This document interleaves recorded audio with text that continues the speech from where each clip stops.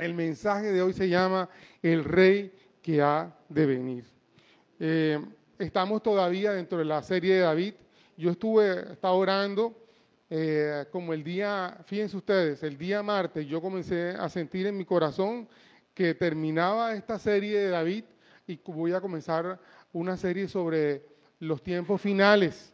Eso de los tiempos finales, hay una materia que se llama escatología, que se dedican a estudiar esos temas.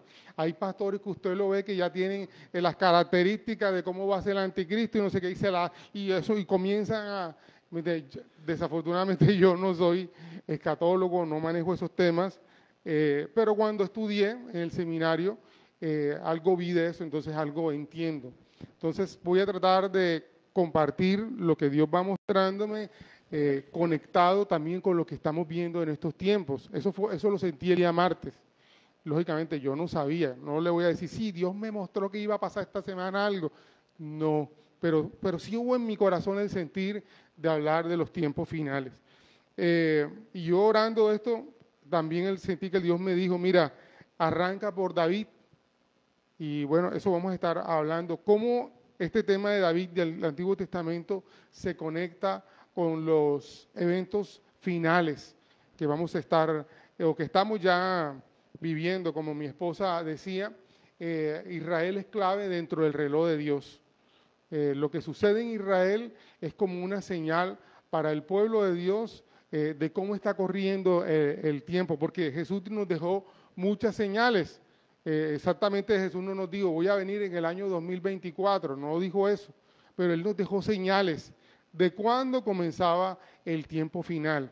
Y bueno, vamos a estar examinando cómo esas señales han ocurrido toda la historia, pero en el último tiempo hay muchas que se están acelerando y que están coincidiendo. Hubo época en que, por ejemplo, cuando habla de pestes, por allá la peste bubónica, la época en que hubo la peste esa de las ratas con los franceses en Europa, pero ya pasó la peste. Bueno, hace poquito el tema del COVID, ¿cierto? Y pasó el COVID, ¿me entiendes?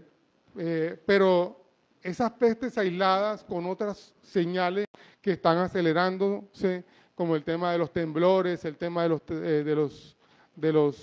los desastres naturales que cada día son más frecuentes, con las pestes, con las guerras, ya no es solo la guerra de Ucrania, y ahora es la guerra en Israel, y no sabemos qué más va a venir, ¿me entiendes? Pero cuando van coincidiendo todas estas señales, estamos entendiendo que algo está sucediendo dentro del reloj de Dios. Eso lo hablaremos dentro de la serie que vamos a darle más adelante. Ok, ¿cuál es el fundamento bíblico de lo que quiero compartir? Bueno, vamos a ir al Salmo 24. Mi amor, pásame la Biblia. Salmo 24.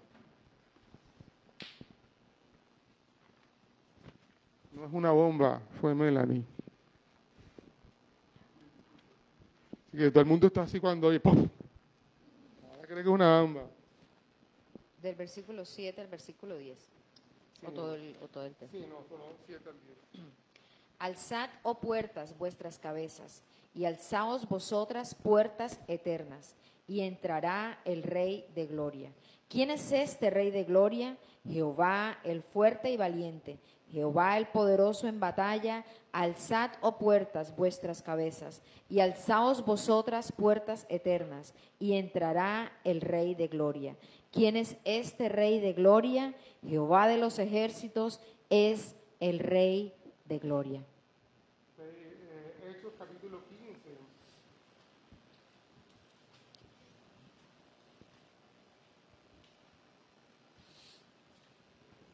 Del versículo Del 14 al 18. al versículo 18. Simón ha contado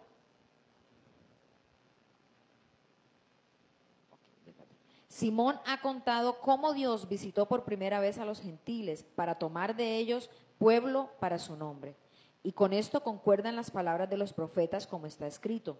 Después de esto volveré y reedificaré el tabernáculo de David que está caído, y repararé sus ruinas, y lo volveré a levantar, para que el resto de los hombres busque al Señor, y todos los gentiles sobre los cuales es invocado mi nombre. Dice el Señor, que hace conocer todo esto desde tiempos antiguos. Y Amós, capítulo 9, del versículo 11 y 12, dice: en aquel día yo levantaré el tabernáculo caído de David, y cerraré sus portillos, y levantaré sus ruinas, y lo edificaré como en el tiempo pasado, para que aquellos sobre los cuales es invocado mi nombre posean el resto de Edom, y a todas las naciones, dice Jehová, que hace esto. El Salmo 103.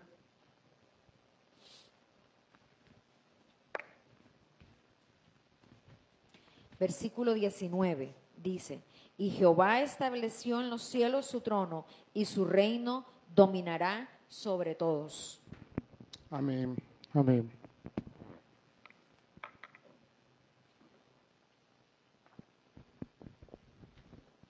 Bueno, vamos a estar, ahí hay unas ideas generales que vamos a estar desarrollando. Ahorita usted va a entender por qué estamos tomando estas citas como fundamento. Recordábamos, o quiero recordarles, que el domingo pasado estábamos diciendo que no solamente es importante ver cómo Dios trató con estos hombres de Dios, de los que hablamos, David, Saúl, los hijos de David, sus relaciones, y aprendimos mucho de sus problemas, de sus conflictos, y también cómo Dios los ayudó, trató con ellos y todas estas cosas. Pero les decía que más importante que conocer el tema histórico, lo que estos hombres vivieron y cómo Dios estuvo ahí, es conocer al Dios que se reveló a través de la vida de estos hombres. Específicamente, por ejemplo, en el caso de David, decíamos que cuando miramos la historia, David tuvo la revelación de alguien que saca del anonimato a las personas, que aunque tú estés por allá escondido, donde nadie te tiene en cuenta, Dios de ahí te toma y te levanta y te saca para sus propósitos. Hablábamos de un Dios que pastorea, que es un buen pastor. Es interesante porque Dios les habla, David tiene la revelación de que así como él estuvo pastoreando ovejas, así era Dios con él. Lo cuidó, lo libró de los enemigos y todas estas cosas. Tuvo una revelación de que Dios era era el buen pastor, un buen pastor. Y también David tuvo la revelación de que Dios era alguien en quien podía hacer grandes proezas, grandes desafíos, cosas que para ti son imposibles. De la mano de Dios puedes lograrlas y alcanzarlas. Ahora, hay otro tema que es el que quiero compartir, o que es como la idea central de lo que voy a hablar en el día de hoy, que es que David reveló a Dios como su rey y cómo él habría de venir un día. Son cosas que él dejó como pincelada. Él no sabía a ciencia cierta toda la dimensión de lo que estaba hablando, pero él sí reveló, mostró a Dios como su rey. Es interesante para mí esto porque resulta que él comienza adorando a Dios y en el tiempo de adorar a Dios se le revela que él era su rey. Y así pudo entender, cuando él llega a ser rey, ¿de quién aprende? No podía aprender de Saúl, porque usted sabe, Saúl no fue exactamente el mejor rey, el primer rey, pero no fue un ejemplo a seguir. ¿Y de quién se podía fijar David para poder gobernar? De Dios. Entonces, incluso usted comienza a mirar los salmos y se va dando cuenta de las declaraciones de David, de cómo es un rey, de qué hace un rey, pero él entiende que eso es lo que Dios hace con él. Así es que Dios gobierna, así es que Dios maneja las cosas, y entonces él entendía que así tenía que aprender. Es como, por ejemplo, el tema de la paternidad. Para aquellos que no tuvimos, o no tuvimos un buen modelo, o no tuvimos a un padre de quien aprender a ser papás. Y eso me pasó cuando nació Mateo. bueno, cuando mi esposa estaba embarazada porque iban a nacer Mateo, a mí se me dio por ponerme a estudiar un poquito sobre el tema de la paternidad y resulta que comencé a darme cuenta de que Mateo tenía todas las de perder porque su papá no había tenido un buen modelo. Yo no sabía, o sea, porque uno naturalmente repite el modelo que recibió. O puede ser, usualmente tienes dos opciones. Repites el mismo modelo o haces todo lo contrario a lo que hicieron contigo. Esa es una decisión que tú decides tomar. Por ejemplo, si tu papá fue fuerte, agresivo, tú tienes dos opciones. Llegas a ser el mismo papá agresivo, fuerte, o al contrario, yo voy a hacer todo lo contrario de lo que mi papá hizo conmigo. Entonces te vuelves un papá débil y permisivo. ¿Vas a un extremo o vas al otro? Es lo que naturalmente pasa. Y en el caso mío, yo decía, Dios mío, mi papá fue un papá ausente. Entonces yo decía, Mateo va a tener un papá ausente, un papá que no es esto, comencé a decir, Dios mío, eso es lo que yo voy a repetir, yo no sé cómo hacerlo. Incluso hay una anécdota, cuando Mateo nació, cargue a su hijo, yo no me atrevía a cargarlo. Y incluso mucho tiempo atrás, yo viví en la época en que yo vivía con mi abuela, pues ahí nació un primito mío y yo lo cargaba y yo lo lidiaba y yo lo sacaba a pasear, me vomitaba. Yo le perdí el miedo a muchas cosas, yo lo aprendí a limpiar y todo eso. Pero cuando iba a nacer mi hijo, yo estaba lleno de temores.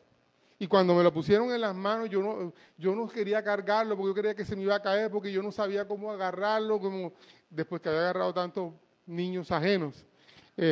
Y yo tuve que decirle al Señor, Señor, enséñame, porque yo no sé hacerlo. Yo no sé hacerlo. Y no crea usted que ya eso pasó. Toda la vida siempre he estado, esa ha sido mi oración, Señor, enséñame a ser papá. Enséñame a ser papá. Porque incluso en esta etapa en que ellos están, Mateo en la universidad y Juan en lo que está también, Señor, enséñame a ser un buen papá en esta etapa de la vida de mis hijos. Yo le puedo contar lo que estamos haciendo. Y bueno, lo hemos compartido, cómo lo llamamos, a veces somos medio intensos, le prendemos la cámara y ahora podemos hacer eso, pero cuando yo estaba en la universidad, yo llamaba a mi mamá, en esa época lo único que había era Telecom, una vez a la semana, y la llamaba y usualmente la llamaba, mami, mira, estoy sin plata, mami, ¿cómo voy a hacer, mami? Usualmente era para eso que llamaba. Y llamaba los fines de semana, o a veces mi mamá iba a trabajar a Barranquilla y me visitaba en ese año que yo estuve por fuera, ¿me entiendes?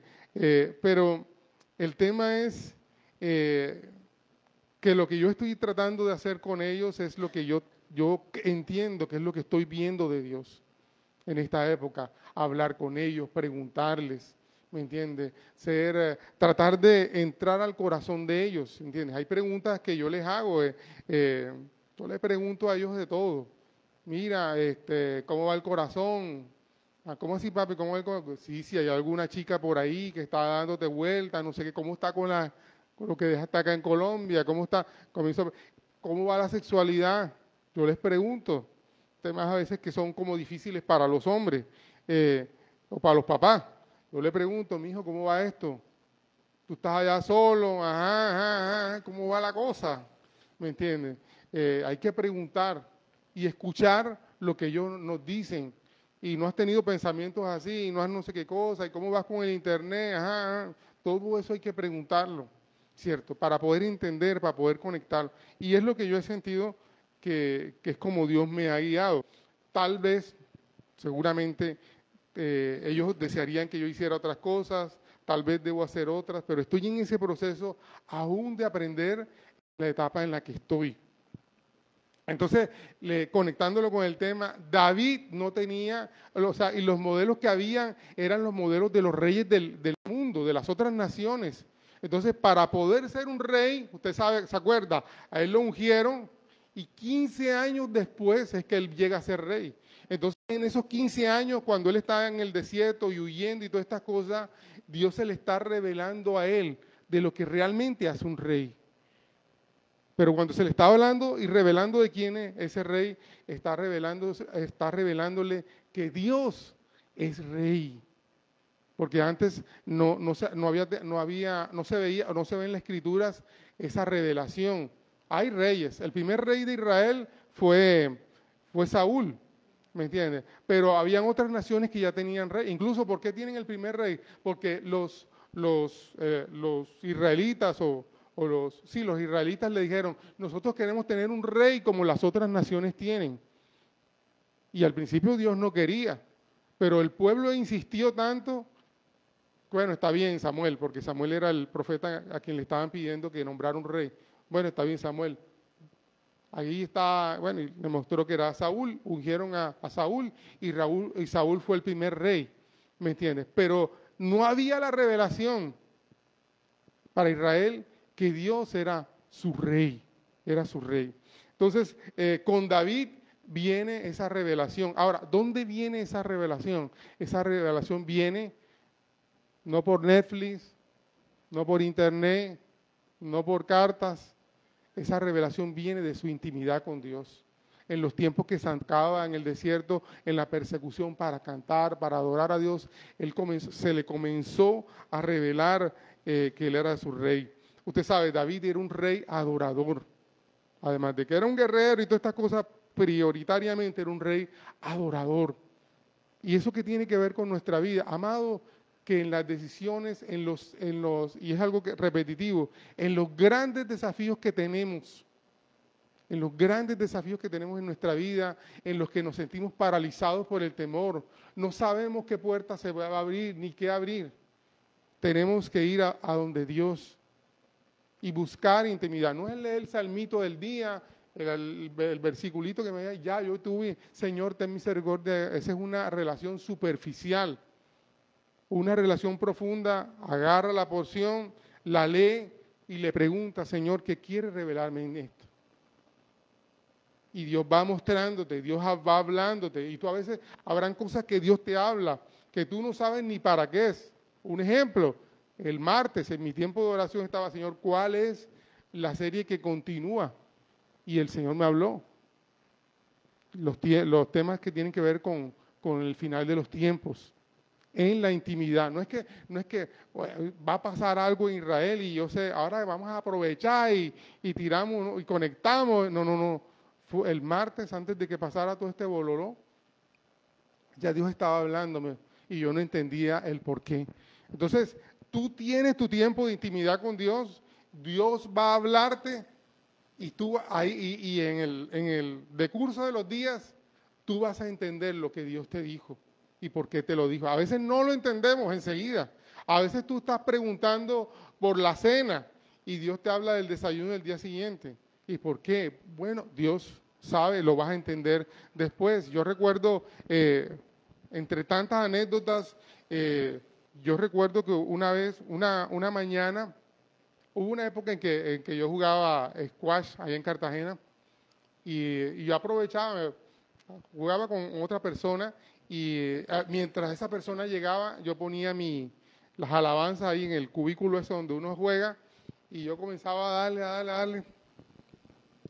Y yo no soy hombre, o sea, en mis tiempos de oración yo no soy hombre de ponerme a hacer guerra espiritual y a estar declarando y que el diablo, no sé, yo no soy hombre. Aprovecho mis tiempos de adoración para otras cosas, orar de otra manera y hablar de otras cosas con Dios. Pero esa mañana yo estaba dándole y yo paré el raqueteo con la pared y comencé sí Señor, porque comencé como a hacer guerra espiritual y a declarar no sé qué cosa. Y cuando abro la Biblia ahí, yo me sentaba a descansar y abro la Biblia y de pronto encuentro un versículo que dice que ninguno de mis, aunque me diera vuelta el espíritu de la muerte, ni un hueso sería quebrantado. ¿Esto qué tiene que ver conmigo? Esto, o sea, yo leí esta porción y yo, bueno, terminé, con el que yo jugaba, jugamos, toda la mañana, me bañé, me fui para el trabajo, y todo eso. Ok, amados, en la noche, ese día, en esa época Mateo y Juan jugaban fútbol. Entonces, yo los llevaba en el carro y los traía, pero ese día algo se presentó donde mi suegra y Milena nos dejó ahí en la cancha de fútbol y siguió derecho para donde, en esa época vivíamos en el bosque, siguió derecho para donde mi suegra. Entonces yo le dije, no te preocupes que si tú no me recoges cuando salgan los pelados de jugar fútbol, nos venimos a pie, eso está ahí mismito. Entonces, o sea, la avenida del bosque, la que va, o sea, si uno viene de aquí para allá, hacia Manga, esa es la Crisantoluque, sí, y la otra es la del bosque, ¿verdad? Cierto. Entonces, yo me vine por la del bosque. Después que los niños terminaron de jugar, nosotros nos veníamos por la del bosque, o sea, como por ahí por la curvita, como cuando uno viene de Manga. Entonces, en esa curva veníamos caminando, pero yo tengo la costumbre, o tenía, porque ya no lo hago, porque ya está en otra etapa, pero yo colocaba, o sea, ahí va la calle. Entonces, yo siempre les decía, ustedes vayan de este lado. Es como un escudo para ellos. Entonces, iban Mateo y Juan allá, y yo iba con ellos acá. De pronto, en esa curva de los que vienen en Manga, no, después de las Estivas, más adelantico. ¿Ah? Sí, un poquito, casi, bueno, entre esos dos puntos, yo volteo y cuando veo una moto grande y el tipo se le fue la moto, yo no alcancé a reaccionar y la moto me llevó por delante, incluso con uno de los cosos que van en los pies, yo quedé, el pantalón quedé enganchado así, yo quedé boca para arriba. Y la gente llegaba corriendo y decía, la columna, la columna, la columna. Y Mateo y Juan me miraban así, yo enganchado en la moto, me miraban. Y entonces vino un tipo grandote, me agarró por los pies, me levantó, me desengancharon y me pusieron en el piso para ver qué había pasado con mi espalda, En esa época creo que ya habíamos comenzado la iglesia aquí en Turbaco, creo que sí, ¿verdad? Okay. Yo cogí, veía a la gente, yo fui sacudiéndome y me levanté y todo el mundo me miraba. ¿Y la espalda cómo está en la espalda? Y yo me miraba, ni un rasguño en la espalda. No me pasó nada. Y Mateo y Juan mirándome, y yo los miraba, y yo le decía, ¿ustedes están bien? A mí mi preocupación eran ellos dos. O sea, Mateo tenía como 12 años y Juan debía tener menos, como 17 años. Y Juan, entonces todo el mundo me decía, ¿qué hacemos? ¿Llamamos una ambulancia? Yo, no, yo paré un taxi, yo me voy para mi casa, me monté había un tipo que me decía, agárrale los papeles porque mañana se te van a ver los golpes, los no sé qué, los traumas. Le dije, no, mi hermano, yo estoy bien. Entonces me monté en un taxi y llegué a mi casa y después me puse a pensar, oye, ¿verdad? Y si mañana me sale un dolor, ¿con dónde? Bueno, pero gracias a Dios no me pasó nada, amados. Entonces, conecto. Uno, Dios me habló en la mañana, yo no entendí. Y en la tarde noche, porque eso fue en la noche, yo entendí cómo se cumplió la palabra. Estos días también estaba contándole que hubo una época en que yo trabajaba con un abogado y a él lo mataron. Pero ese día también en la mañana yo estaba, esas eran mis épocas de squash, estaba jugando squash y el Señor me habló algo así y yo ni entendí qué era lo que iba a pasar. Y bueno, en la noche yo llegué a la oficina de él, me quedé en la parte de abajo, le dije, él se llamaba Raúl Cuesta. Raúl, mándame los papeles esos, los poderes esos con la secretaria, yo los firmé abajo, sube a mi oficina, no, que después llega la grúa y me lleva el carro y tú no me vas a pagar, estaba con don Eliezer, yo firmé los papeles y cuando llegué a Caribe Plaza me llamaron, ¿dónde estás? Y le dije, no, yo estoy aquí en Caribe Plaza, acaban de matar a Raúl, ahí, o sea, yo salí de ahí, yo no sé si saliendo entró el sicario o ya el tipo estaba en el edificio. Pero lo mató ahí, entró a la oficina de él y le disparó y lo mató. O sea, si yo hubiera subido, él me dijo, suba a tomarte un café. Si yo hubiera subido a tomarme el café, no estuviera echando el cuento. Entonces, son cosas que Dios puede hablarnos. ¿Y cuando nos habla? En nuestro tiempo de intimidad. Si tenemos ese tiempo de intimidad, Dios va a hablarnos, va a avisarnos y se nos va a revelar. ¿Me entiendes? Pero si yo no tengo esos tiempos de intimidad, no voy a entender cuando me pasen las cosas. ¿Me entiendes? Me pasa la cosa, ay, yo de buenas no. Dios te guardó, pero si hubieras buscado de Dios, hubieras entendido lo que pasó. Y bueno, así, eso fue una realidad. Y yo quiero decirle, con David pasó eso, su intimidad, incluso usted puede verlo, creo que es de los primeros personajes en la Biblia que le pregunta al Señor, Señor, ¿atacamos o esperamos? Y el Señor le decía, ataca. O a veces le decía, espera. Bueno, también Josué, también creo que con Josué pasó, pero de los primeros personajes bíblicos que uno ve tan evidente cómo Dios lo dirigía durante la batalla y todas estas cosas en las dificultades con David. ¿Y cómo viene esa revelación? Su comunión con Dios. Comunión con Dios. Así que una de las cosas que Dios está animándonos con todo esto es que tenemos que buscar de Dios. Tenemos que buscar de Dios, tenemos que orar. Amados, no solamente buscar a Dios como el Dios bombero, ¿me entiendes? O que solamente para que venga y me apague el fuego. No, necesitamos tener una comunión con Dios para poder entender cómo caminar, qué puertas se abren, cuando se abren las puertas, qué va a pasar, ¿me entiendes? Yo recuerdo también, hubo una época. Bueno, hay muchas cosas que pudiera compartirle de cómo buscando de Dios, Dios me ha preparado, me ha hablado sobre algunas cosas y puedo tomar decisiones con sabiduría. Entonces, David lo vivió durante toda su vida, en la época del desierto, siendo muy joven. Cuando estaba huyendo, lo vivió, cantaba. Hay salmos, si usted ve los salmos, que son canciones de cuando él estaba en el desierto, cuando lo persiguió, cuando se encontró con Saúl, siempre estaba cantando, adorando al Señor. Y siempre venía la revelación de Dios sobre él. ¿Me entiendes? Entonces, también cuando llega a ser rey, comienza a adorar y es parte de su vida. Incluso la adoración trajo revelación a él de quién era él mismo. ¿Me entiendes? Porque cuando a veces vienen revelaciones a nosotros, nos confundimos. Cuando Dios te dice, mira, que el rey va a ser entronado y tú dices, ese soy yo. A veces pasa mucho eso, que la gente coge un versículo, como el famoso caso del versículo ese que dice que todo lo que tocara la planta de los pies será nuestro.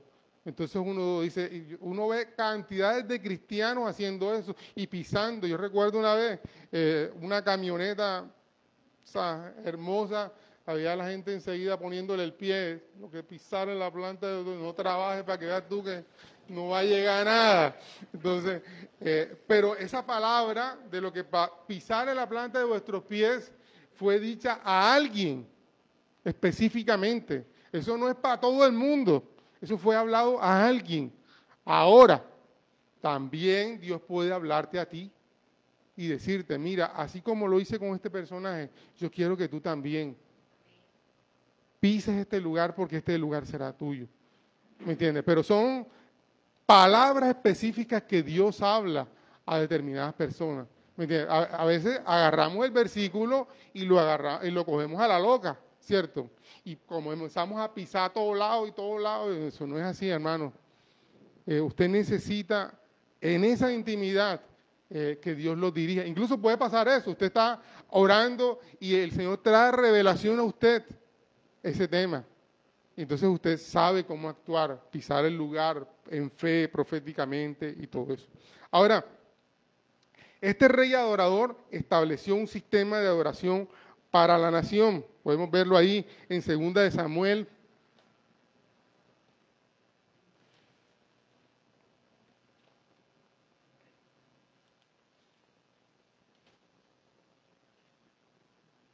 Segunda de Samuel, capítulo 2. 6. Ah, ok. Segunda de Samuel 6. 6. Tú lo tienes ahí, mi amor. Sí, señor. Segunda de Samuel 6, del 9 al 16. Y temiendo David a Jehová aquel día, dijo: ¿Cómo ha de venir a mí el arca de Jehová? De modo que David no quiso traer para sí el arca de Jehová a la ciudad de David, y la hizo llevar David a casa de Obed-edom geteo. Y estuvo el arca de Jehová en casa de Obed-edom geteo 3 meses. Y bendijo Jehová a Obed-edom y a toda su casa. Fue dado aviso al rey David diciendo: Jehová ha bendecido la casa de Obed-edom y todo lo que tiene a causa del arca de Dios. Entonces David fue y llevó con alegría el arca de Dios de casa de Obed-edom a la ciudad de David. Y cuando los que llevaban el arca de Dios habían andado 6 pasos, él sacrificó un buey y un carnero engordado. Y David danzaba con toda su fuerza delante de Jehová, y estaba vestido David con un efod de lino. Y así David y toda la casa de Israel conducían el arca de Jehová con júbilo y sonido de trompeta. Bueno, hasta ahí, mami. No. Entonces, fíjense, ya siendo rey, se preocupó por traer el arca de la presencia de Dios a Israel, restaurar eso. O sea, no solamente él llegó a gobernar, sino también trajo el tema de la adoración para su nación. Él sabía, a él se le había revelado en su vida que si él era un adorador, que si él adoraba a Dios, entonces Dios lo había dirigido y siempre lo seguía dirigiendo. Y él quería que la nación también fuera dirigida por Dios, por él, como rey, o sea, de Dios como rey. Entonces, trae esto, por ejemplo, más adelante, en Primera de Crónicas 16, dice en el versículo 4, y puso delante del arca de Jehová ministros de los levitas, para que recordasen y confesasen y lo hacen a Jehová Dios de Israel.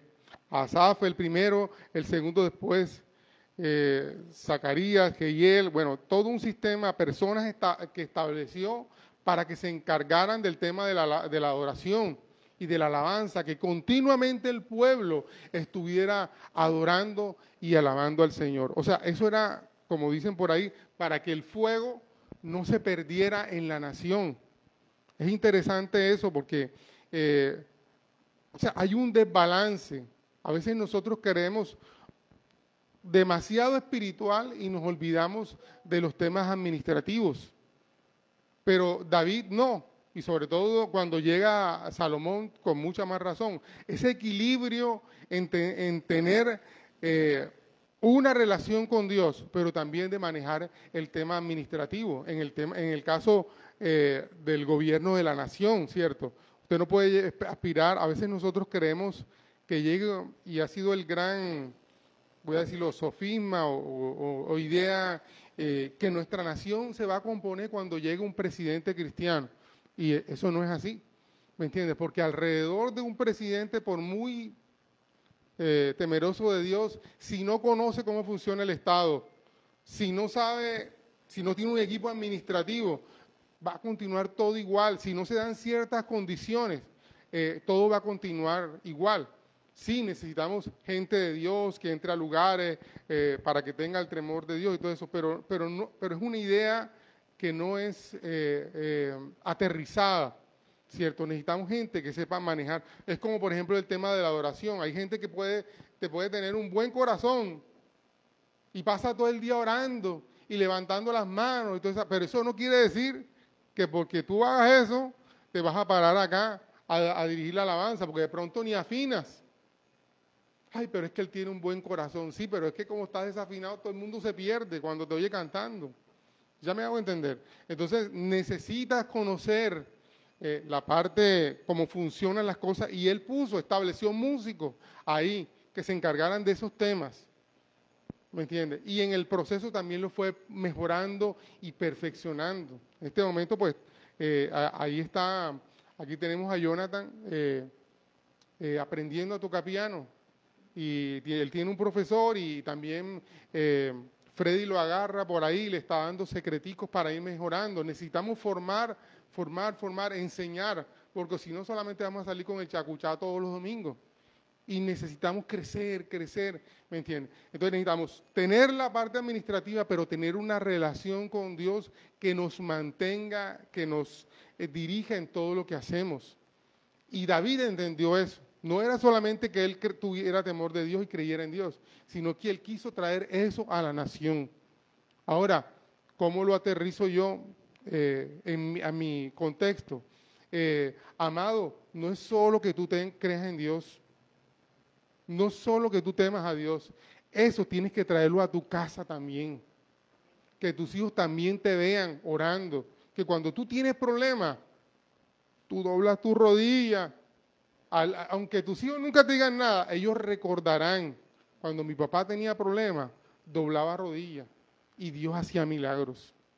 ¿Me entiendes? Pero si nunca te han visto orando, si lo único que te han visto es malayándote, ¿qué van a hacer tus hijos cuando tengan problemas? Se malayarán también las mismas palabras. Usted no ha visto a veces que usted repite las mismas palabras de sus padres, que quedaron ahí acumuladas. ¿Me entiende? Reacciona de la misma manera, porque necesita cambiar ese depósito de memoria, de información. ¿Cómo lo cambia? Conectándose con Dios. Y Dios comienza a cambiar esas reacciones, ¿cómo decirlo? Se reformatea en nuestra información, la forma en que reaccionamos y manejamos ciertas situaciones. Entonces usted puede ver ahí, no voy a poder leer todas las citas que tengo ahí, cómo David no solamente convirtió a Dios en su rey, porque así se le reveló, sino que lo trajo a su casa, les enseñó a sus hijos, o quiso establecerlo también en el reino, de que el rey era el Señor, no él, porque él era transitorio, ¿cierto? Incluso nosotros vimos en uno de los salmos que leyó Milena, cómo Dios dice, cómo David dice que el reino de él es eterno. No hay hombre sobre la tierra en que ha tenido un reinado eterno. Siempre han sido sus vidas, sus periodos. Incluso por eso la palabra es incisiva. Fulano gobernó por 40 años, fulano por 30 años, tiempos limitados. Pero del único que se dice que su reino es eterno es de Dios. Y eso se revela comienza a revelarse a través de David. David comienza a dar a entender eso, que Dios era el rey eterno de Israel y que todas las naciones llegarían un día a reconocerlo como el rey todopoderoso. Eso es lo que se llama mesianismo. O sea, comienzan a hablar de un Mesías, de un ungido, de un rey que vendría. Y eso lo podemos comenzar a ver como un poquito más claro en todo el contexto de la Biblia a través de David. Más adelante, Isaías tal vez tiene no he querido citar otros libros, sino que quiero concentrarme en lo que tiene que ver con David. Y David entendió que la única forma de tener un gobierno sano y una nación sana era si el Señor gobernaba, reinaba sobre su nación. Entonces, es interesante porque ya, además de que se le revela quién es Dios, él comienza a declararlo. Por ejemplo, en algunos salmos, el Salmo 5, Salmo 5, versículo 1, por ejemplo.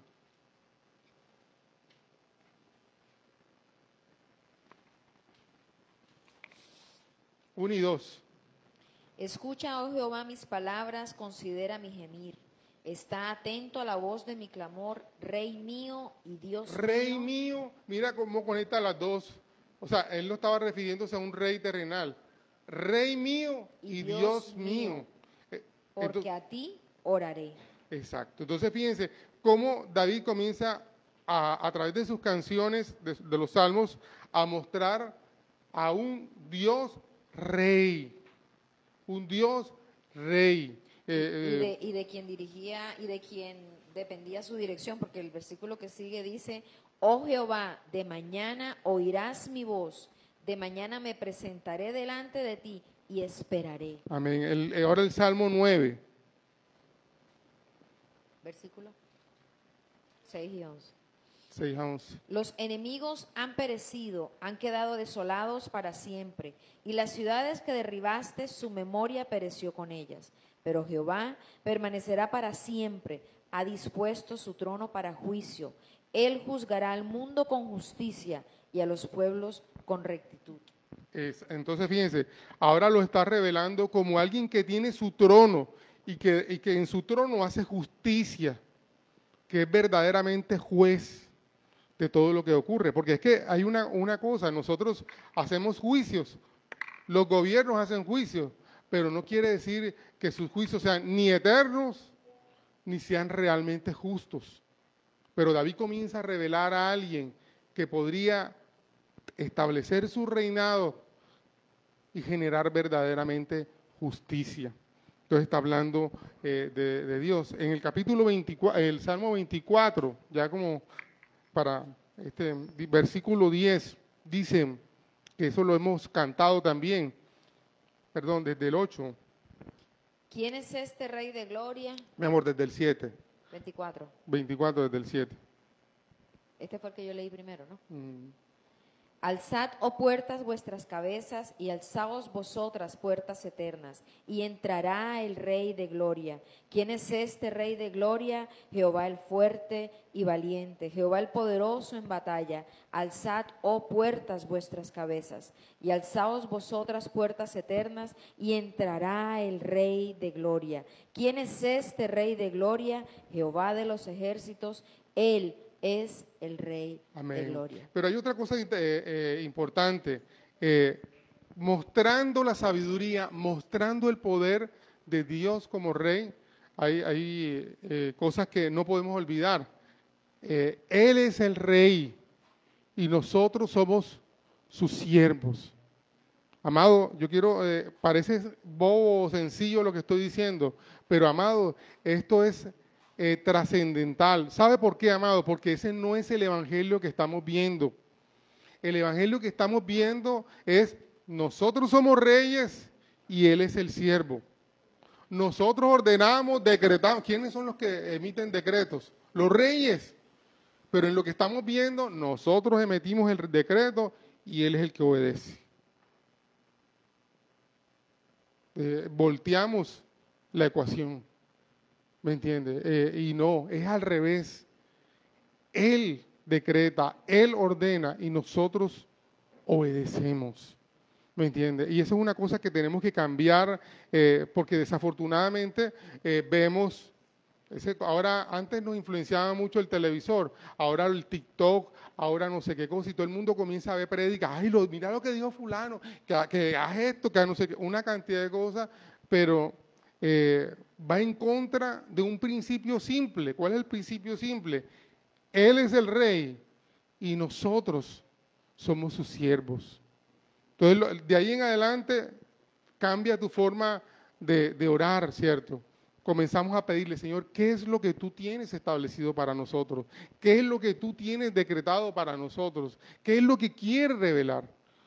Incluso comienza a cambiar nuestras peticiones, porque nuestras peticiones tienen que ir conforme a lo que Dios quiere, ¿cierto? Y entonces comenzamos a vivir una vida, no la que me agrada a mí, sino la que le agrada a Él.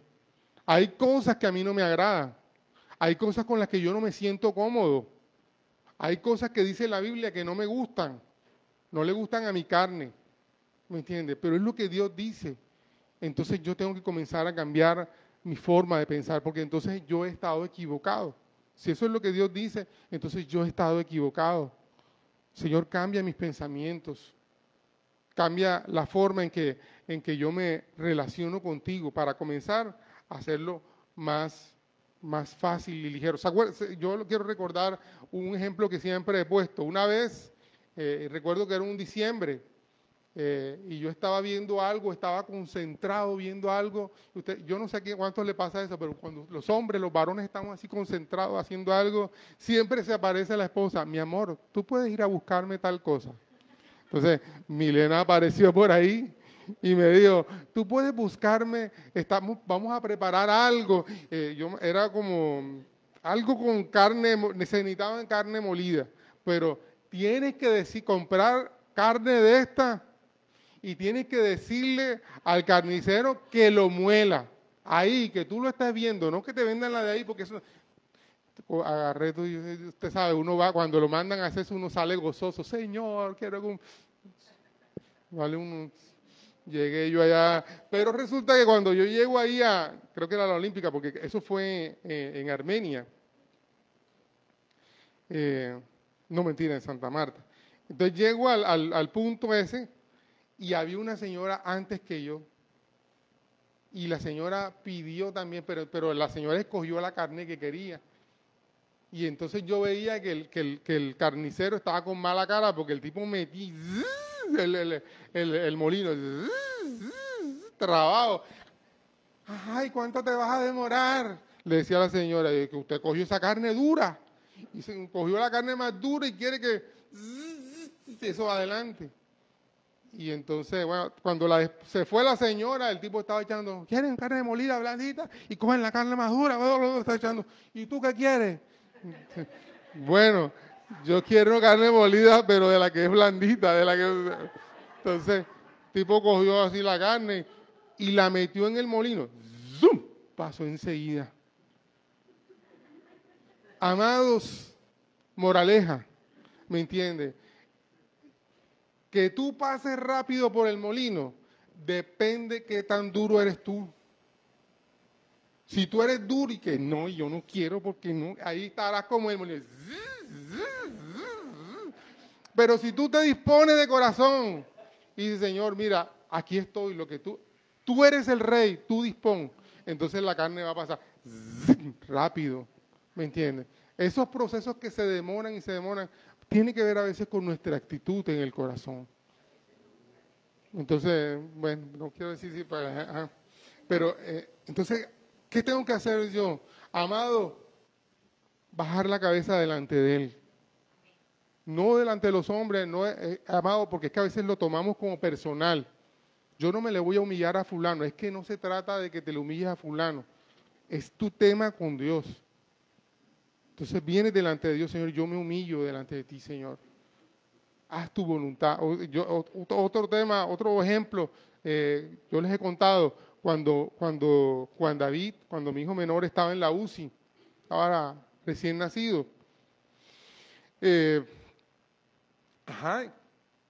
¿quién va a querer que un hijo se le muera? Él estaba grave. Yo comencé a hacer todo lo que a mi esposa, cuando le dijeron que el niño iba a pasar a UCI, y mi esposa levantó las manos, Señor, este es tu hijo, haz lo que tú quieras. Yo me la quedé mirando, lo que tú quieras, no, Señor, yo soy cristiano, yo sé, yo me voy a ponerme en ayuno y guerra espiritual, y comencé a orar y comencé a reprender, y 3 días dándole, y el niño no mejoraba, sino que empeoraba, entre más duro le daba. Y nos dijeron que el tercer día era clave, o se sanaba o moría. Y es interesante, el tercer día, un símbolo muy bíblico para nosotros. Y efectivamente yo me fui, o sea, porque Milena y Juan David estaban, se llamaba la clínica en La Vega. O sea, la parte, diga usted como Cartagena, y nosotros vivíamos en Turbaco. Teníamos que bajar como media hora para poder llegar allá. Entonces Milena me dijo, mijo, vete para la casa. Ella se quedaba en la clínica, porque ya estaba con la cesárea, y entonces no le daban de alta. Entonces yo me fui para Jarabacoa, donde vivíamos, y Milena quedó ahí. Ese era el tercer día. Y yo oraba y todo eso, pero el cuarto día, cuando ya yo iba bajando, yo comencé a orar y yo le dije, Señor, estoy cansado, no sé qué hacer, Señor. Y entonces yo le dije, Señor, que no se haga mi voluntad, sino la tuya. Te entrego a mi hijo, Señor. Y el Señor me habló. Yo venía manejando y me tocó parar porque comencé a llorar y el Señor me habló y me dijo, ahora yo voy a orar. Ahora yo voy a... O sea, cuando ya yo me rendí delante del Señor, le dije, Señor, hazlo tú. El Señor me dijo, ahora lo voy a hacer. Y fue cuando el Señor me dijo, y le pondrás Juan David, y el Señor me explicó lo que era, para que tú recuerdes que he sido yo que te ha amado y te lo he regalado. Entonces cada vez que yo veo a Juan David me acuerdo que Dios me lo regaló, es un regalo de Dios. Porque Dios es misericordioso, creo que se llama también, es parte de lo que significa el nombre de Él. Dios es misericordioso. No es que yo soy el berraco, el que más obra, el más... no, es que Dios es misericordioso y por eso me lo regaló. Y por eso lo tiene ahí dando voltereta y brinco y todas esas cosas. Entonces, no se trata de cuánto podemos nosotros, amados. Ese es el Dios que es el Rey. Ahora, quiero, ya para ir a finalizando, quiero también hablarte de otras cosas. David se le reveló que este rey padecería, iba a padecer. Y ahí hay una cita donde él dice que sufriría. Cuando esa declaración de él, Señor, Señor, ¿por qué me has abandonado? Está en el Salmo. También cuando dice que le dieron hiel. Todo eso está ahí. David tuvo esta revelación de lo que pasaría con Jesús, el rey que habría de venir. Él se dio cuenta de que ese rey que habría de venir era el Mesías. Y fue la gran promesa del pueblo de Israel. Miércoles, mi amor. Creo que el cargador está en mi oficina, si alguien me lo pasa, es uno cuadradito. Entonces, yo lo traje por acá, ¿no? ¿No? Ok. Entonces, a él se le reveló un Dios que sería siervo y un Dios que vendría a la tierra para salvarnos. Voy a tratar de ser rápido para que si no alcanzo a descargar.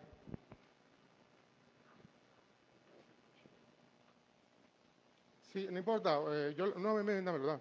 Yo lo conecto acá atrás.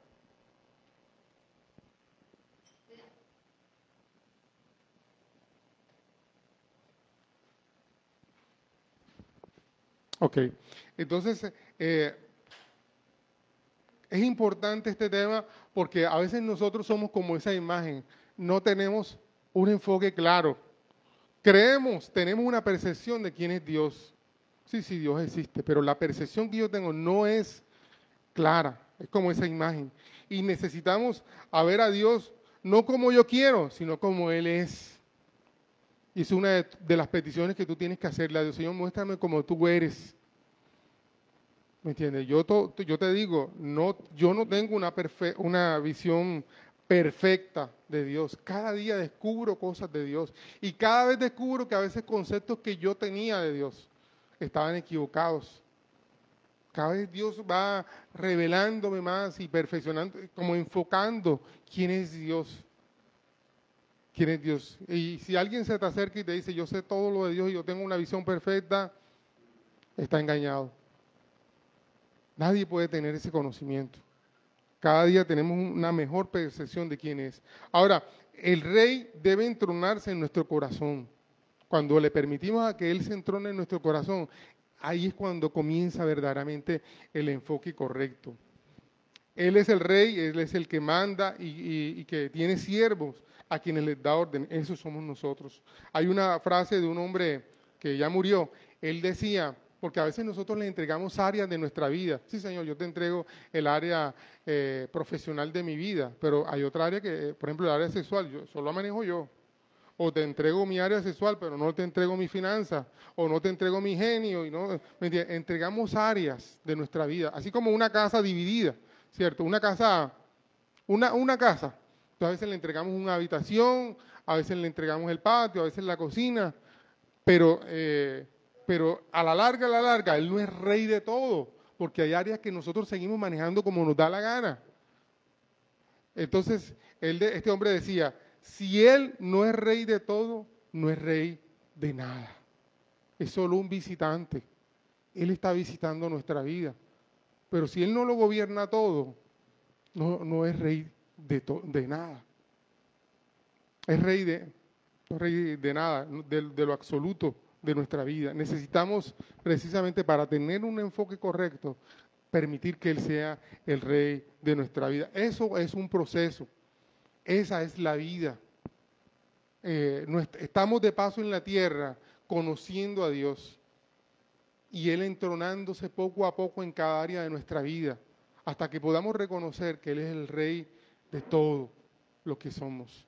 Así que por eso te quiero decirte, ni te desanimes, ni te sientas mundano, ni te sientas, no, es un proceso, Dios, y ese proceso también le llamamos el proceso de santificación, en el cual Dios va tomando áreas de nuestra vida poco a poco y las va, nosotros rindiéndola a Él y Él va tomando cada una de esas áreas de nuestra vida. Ahora, la gran promesa que tenemos es que Él regresaría y que restauraría su reino. Por ejemplo, en Hechos capítulo 1, versículo 6, los discípulos le dicen, ¿y cuándo restaurarás el reino? Ellos estaban pensando en el reino terrenal, que Él iba a gobernar, pero el reino de Dios es un reino, como Él dijo, mi reino no es de este mundo. Entonces es su sistema de gobierno, lo que Él maneja, ¿cierto? ¿Usted se acuerda aquella escena en la que Jesús es tentado por Satanás?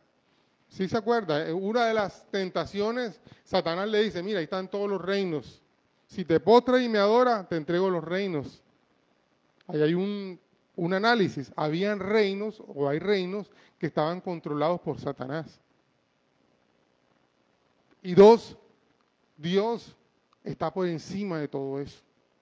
Entonces, pero lo que estaba esperando el pueblo de Israel es la venida del Señor, la venida de ese rey que se establecerá y que establecerá su gobierno.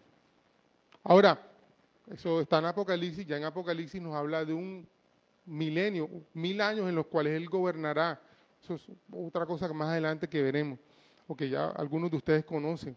Pero lo importante es saber que ellos estaban esperando el gobierno de Dios, que Dios volviera a establecer su reinado, su señorío sobre la tierra, ¿me entiendes? Y más adelante, en la porción esa que Milena leyó, ahí en Hechos de los Apóstoles, comienza este discípulo a hablar de que a David se le reveló ese tipo de gobierno que vendría sobre la nación. Y también que por la venida de Jesús, no solamente estaba el pueblo de Él, que es una señal, sino que serían agregados otros pueblos, que es donde entramos nosotros, los gentiles.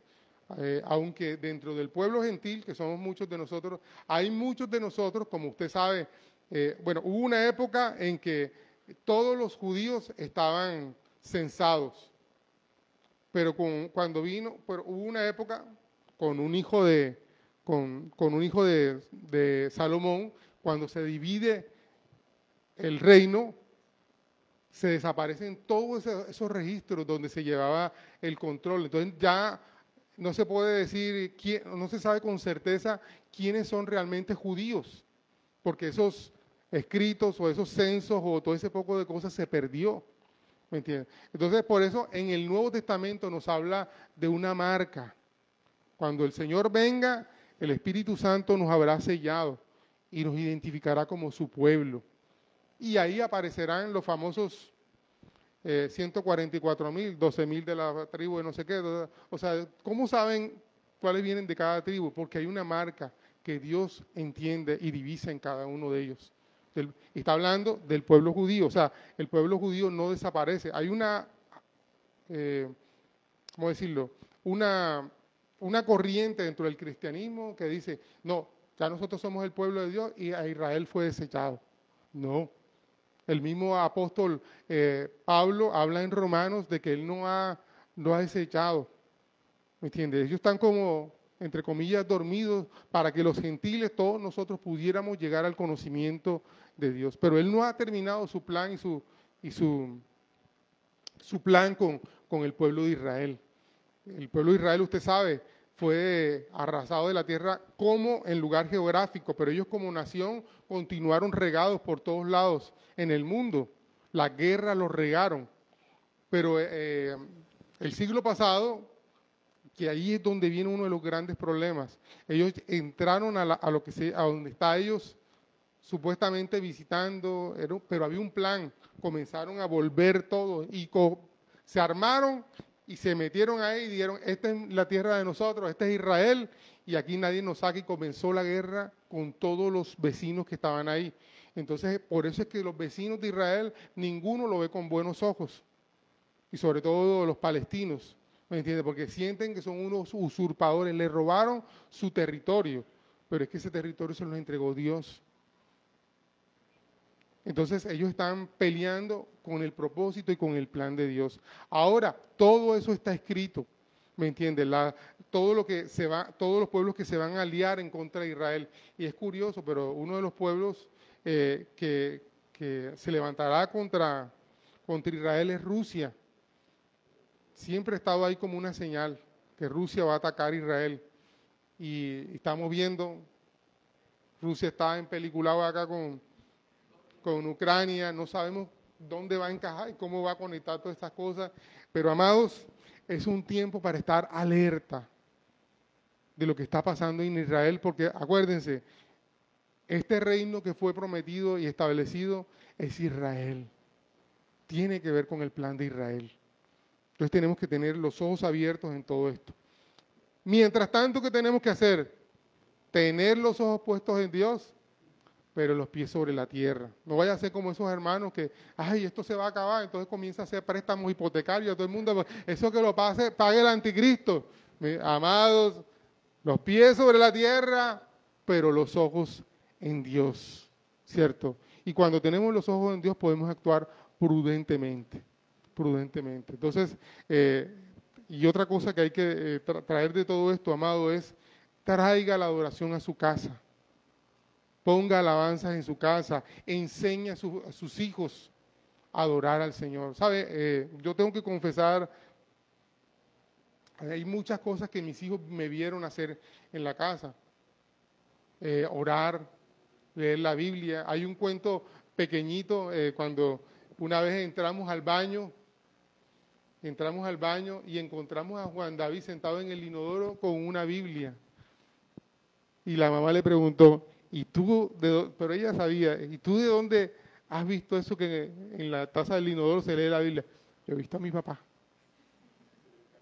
¿Me entiendes? Ellos vieron, me vieron, nos vieron estudiar, predicar, todas esas cosas. Pero ¿sabe una cosa, amado?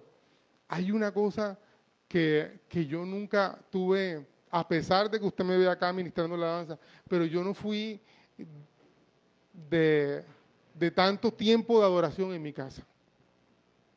Un error grave. O con los años yo me he dado cuenta, y por eso mis hijos aprendieron a tocar y todo eso, pero no, ellos no está eso de estar haciendo. Ahora, cuando Mateo tiene allá un ukelele, y cuando está solo, se pone a tocar el ukelele y a adorar al Señor. Pero yo no motivé, yo no incentivé mucho eso dentro de mi hogar. Cantábamos, ponemos mucha alabanza. Es uno de los errores que yo he descubierto con los años que me faltó. ¿Me entiende? Entonces, pero usted que tiene sus niños, que tiene una nueva generación, hágalo en su casa, adore al Señor, que sus hijos lo vean danzando, que los vean adorando, cantando al Señor, porque un día ellos también podrán hacerlo. Amén. Finalmente, con esto sí termino, Juan vio todo este tema del reino que venía y todas estas cosas. Apocalipsis capítulo 11, versículo 15. ¿Sí? Mi amor, si lo puedes leer. El séptimo ángel tocó la trompeta y hubo grandes voces en el cielo que decían, los reinos del mundo han venido a ser nuestro Señor y de su Cristo, y Él reinará por los siglos de los siglos. Amén. Él reinará por los siglos de los siglos. La Biblia muestra al Señor como alguien que merece y reinará por siempre. Leía para que él sepa. Entonces, Él lo va a hacer por la eternidad. Va a reinar. Amén. Ahora nosotros también tenemos que comenzar a abrirle nuestro corazón para que Él comience a reinar.